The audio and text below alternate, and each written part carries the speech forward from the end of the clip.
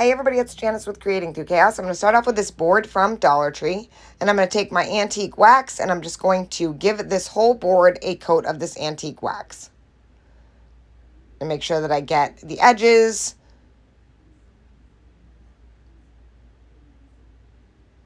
And I'm going to let that fully dry.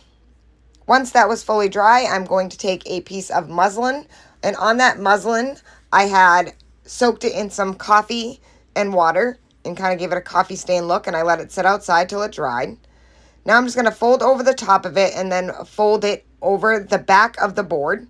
Just take my staple gun and staple it into place. I did the bottom first so that I could fold up the sides, kind of neatly doing it, and go up the edges. You're doing this about halfway down the board. I'm going to repeat the process on the other side, just kind of folding over that fabric, pulling it in. You could use glue if you want to. I just happen to have a staple gun on hand, so I figured that would be the easier way. Now I'm just going to go around and make sure that I have enough staples in it so that it doesn't fall apart. Once I have that all on there, as you can see, we made kind of like a little pocket. I'm going to take this stencil that I had. It's a beehive with a bee. Put a little piece of tape on here. Then I'm just going to use some black paint and put that stencil right on the bottom of that. And I'm really too worried if the stencil soaks through because we're not going to see behind that fabric anyway. So I just took black paint, like I said, and I'm just kind of dabbing it on to get the bee and the hive. And I'm just kind of rubbing it as slow as I need to go so that it doesn't bleed.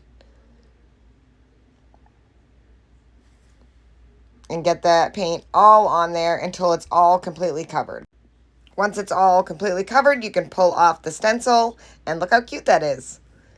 Now I'm going to add some yellow flowers that I got. I believe I got these at Joann's before they went out of business. And I'm just going to set those right inside of the little pocket, kind of arrange them how I want them to look.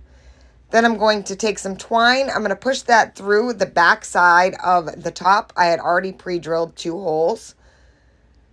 And I'm going to pull that through, tie it off into a knot or 2, and then pull it tight. And then I'm going to repeat the process on the other side as well, just pushing it through the back.